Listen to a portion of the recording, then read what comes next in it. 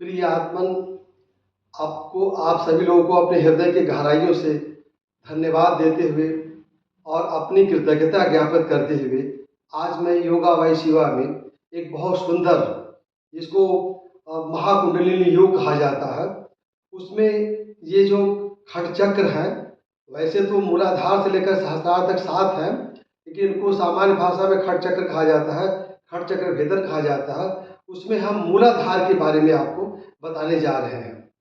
मूलाधार, ये संसार में जितनी भी शक्तियां हैं, ये पूरे ब्रह्मांड में, वह इस पिंड में, जो शरीर को नख से सिर तक जो पिंड है परमात्मा ने जो बनाया है, जिसका यथा ब्रह्मांड था पिंडे, तो वो जो मूलाधार है वो सारी शक्तियां वहां पर सन्निहित हैं। ये शक्ति, ये वलयाकार जो मूलाधार है, जो जेनिटल ऑर्गन से 2 अंगुल नीचे और ये जो गुदा द्वार है उससे 2 अंगुल वो ऊपर, इस तरह से यह वलयाकार सर्पेंटाइल, वो 3.5 वो इस तरह से राउंड में वो लिपटी रहती है और वो सुषुप्त अवस्था में होती है। सुषुप्त अवस्था में होने का सबसे बड़ा कारण है कि जो मानव जो जीवन है, जो मनुष्य, वो अपने जीवन में तमाम पापाचार और गलत खान पान और गलत आचरण और इस सब के द्वारा उन शक्तियों को जो सूक्ष्म तरंगे बॉडी में है उसको समझ नहीं पाता। और योगियों ने, भारतीय ऋषियों ने, योगियों ने इसको लाखों करोड़ वर्ष पहले इसको समझा और मानव के कल्याण के लिए इसको वो बताया।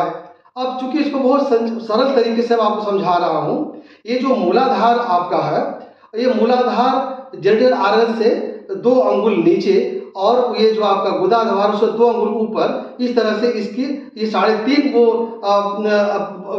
बार ये लिपटा हुआ वलयाकार सरपेट के आकार में, और वो उसकी जो उसका जो मुंह है, उसकी जो पूंछ है उसका मुंह में है और ये सुप्त रहती है।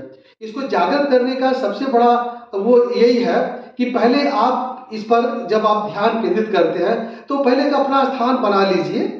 जहाँ भी आप साधन भजन ध्यान करते हैं वहाँ एक स्वच्छ स्थान रहे और वो ज़्यादा वहाँ शोरगुल न हो, स्थान पवित्र हो और वहाँ आप नियमित रूप से अपना अभ्यास कर रहे हैं। और इसको बहुत शांत तरीके से आपको करना पड़ेगा, बहुत उकताए हुए नहीं करना पड़ेगा।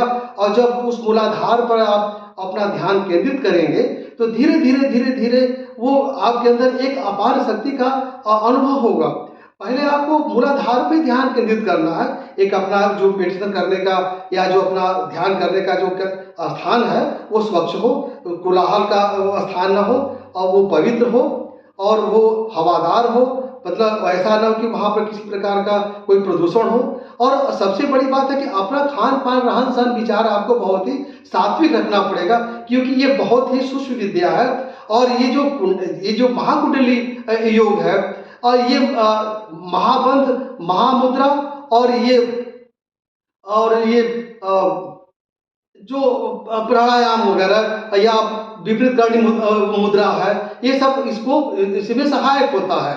और तो जो साधन भजन करने वाले लोग हैं, इस बात का ध्यान दें कि अपने आहार विहार को स्वच्छ रखते हुए, शुद्ध रखते हुए, और वो अपना स्थान एक नियत स्थान पर इस तरह से उस मूलाधार पर जब वो ध्यान केंद्रित करेंगे तो धीरे धीरे वहाँ एक प्रकार का स्पंदन शुरू होगा और फिर क्रमशः वो शक्ति आपकी वो वहाँ जागृत होगी, क्योंकि ये अपार ऊर्जा का स्रोत है। संसार के समस्त ऊर्जा का स्रोत इस शरीर में, इस मूलाधार वो चक्र पर है। मूलाधार ये पहला चक्र, इसको ये चूंकि पहला है, ये मूल है, आधार है, इसलिए इसको मूलाधार कहा जाता है। अब एक साथ सारे चक्र के बारे में आपको नहीं बताएंगे, बस इतना जान लीजिए कि इस चक्र पर ध्यान करने से आपके अंदर आरोग्यता और आपके अंदर हैप्पीनेस इतना ज़्यादा डेवलप होगा कि क्रमशः आपके अंदर एक उसको करने के लिए एक उत्साह जगेगा।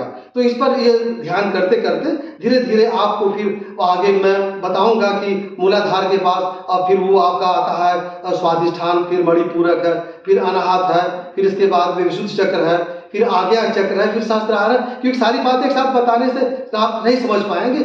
आज जाने मूलाधार क्या है। पूरे शक्तियों का, पूरे ब्रह्मांड की सारी शक्तियों का मूल केंद्र है ये मूलाधार, और ये शरीर के अंदर ये अवस्थित है, जिसको आप जागृत कर सकते हैं अपने वो साधन भजन प्राणायाम और विपरीत करणी मुद्रा और वो और भी जो हमने बताया आपको महाबंध और मुद्रा, इसके द्वारा आप इसको जागृत कर सकते हैं। आगे आप और बहुत सी चीज़ें बताएंगे। आज केवल आप इसी मूलाधार चक्र पर ध्यान करिए और अपना स्थान एक नियत बना करके आगे आपको बताएंगे। सारी बातें एक साथ बताने से आप समझ नहीं पाएंगे। आज इतना ही, धन्यवाद।